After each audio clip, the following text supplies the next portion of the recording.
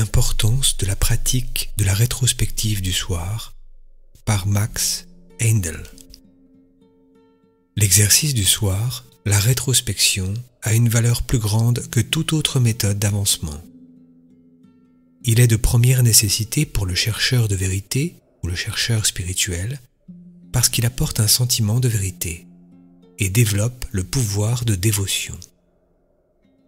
Max Heindel poursuit en expliquant comment faire au mieux cet exercice. Le soir, après s'être mis au lit, les muscles du corps doivent être relâchés. Ceci est très important car lorsqu'une tension subsiste dans une partie du corps, le sang ne circule pas librement. Et il y est en partie retenu temporairement par cette tension.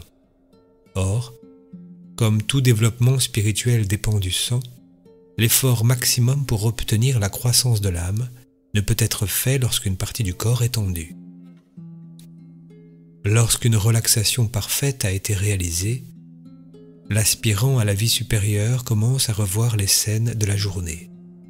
Mais il ne commence pas avec les événements du matin pour finir avec ceux du soir. Il les revoit en ordre inverse.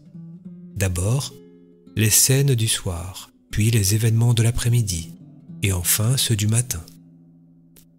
La raison en est qu'à la naissance, lorsque l'enfant fait sa première inspiration complète, l'air qui est inspiré dans les poumons porte avec lui une image du monde extérieur. Et lorsque le sang circule à travers le ventricule gauche du cœur, chaque scène de la vie est représentée sur un minuscule atome qui est logé là. Chaque inspiration apporte avec elle de nouvelles images. Et c'est ainsi que se trouve gravé sur ce petit atome germe l'enregistrement de chaque scène et de chaque acte de notre vie entière, depuis notre première inspiration jusqu'à notre dernier souffle. Après la mort, ces images forment la base de notre existence au purgatoire. Selon les conditions du monde de l'esprit, nous éprouvons alors des remords de conscience, si intenses qu'ils semblent incroyables, pour chaque mauvaise action que nous avons commise, et nous sommes alors dissuadés de continuer à mal agir.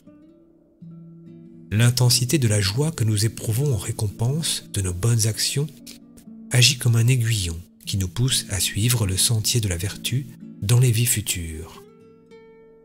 Mais pendant l'existence après la mort, ce panorama de la vie se déroule à nouveau en ordre inverse, dans le but de montrer d'abord les effets et ensuite les causes qui les ont générés, afin que l'esprit puisse apprendre comment opérer dans la vie la loi de cause et d'effet. Mais que l'on comprenne bien qu'il ne suffit pas de faire superficiellement une simple révision des scènes de la journée. C'est le sentiment de remords, de souffrance profonde et sincère pour ce que nous avons fait, qui enlève de l'atome germe les images qui y sont gravées et le purifie.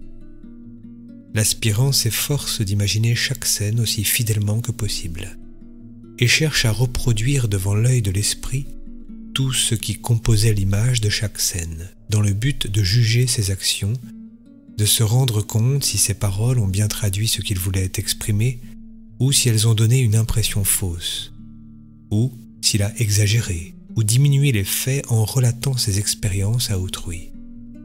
Au repas, a-t-il mangé pour vivre ou a-t-il vécu pour manger? Qu'il se juge lui-même et blâme ce qui est blâmable, louant ce qui mérite de l'être. La valeur de la rétrospection est immense et dépasse ce que l'on peut imaginer. Premièrement, nous accomplissons consciemment le travail qui consiste à restaurer l'harmonie et dans un laps de temps plus court que le corps du désir ne peut le faire durant le sommeil, laissant ainsi une plus grande partie de la nuit disponible pour le travail à l'extérieur du corps. Deuxièmement, l'aspirant vit son purgatoire et son premier ciel chaque nuit et incorpore à l'esprit, comme sentiment juste, l'essence de l'expérience quotidienne. Il évite ainsi le purgatoire, après la mort, et économise aussi le temps passé au premier ciel. Enfin, et surtout, ayant extrait jour après jour l'essence des expériences qui constituent la croissance de l'âme, et les ayant incorporées à l'esprit, il vit réellement dans une attitude mentale, et se développe dans une direction qui aurait ordinairement été réservée à des vies futures. Dressons maintenant la liste des bienfaits de la rétrospection lorsqu'elle est pratiquée à la fin de la journée comme indiqué. Elle procure une relaxation complète du corps, un pouvoir de dévotion augmenté et le contact avec un sentiment accru de la vérité. Elle favorise la connaissance du fonctionnement de la loi de cause et d'effet dans la vie. Elle restaure l'harmonie dans les véhicules, les centres énergétiques, plus rapide que cela ne serait possible autrement. Elle permet une diminution du temps passé au purgatoire et au premier ciel. Elle favorise le progrès dans l'attitude et dans le développement, avec la maîtrise de la pensée, qui doit résulter de l'effort et de la discipline mis à reconstituer les événements de la journée. Enfin, elle favorise et développe l'intelligence du cœur.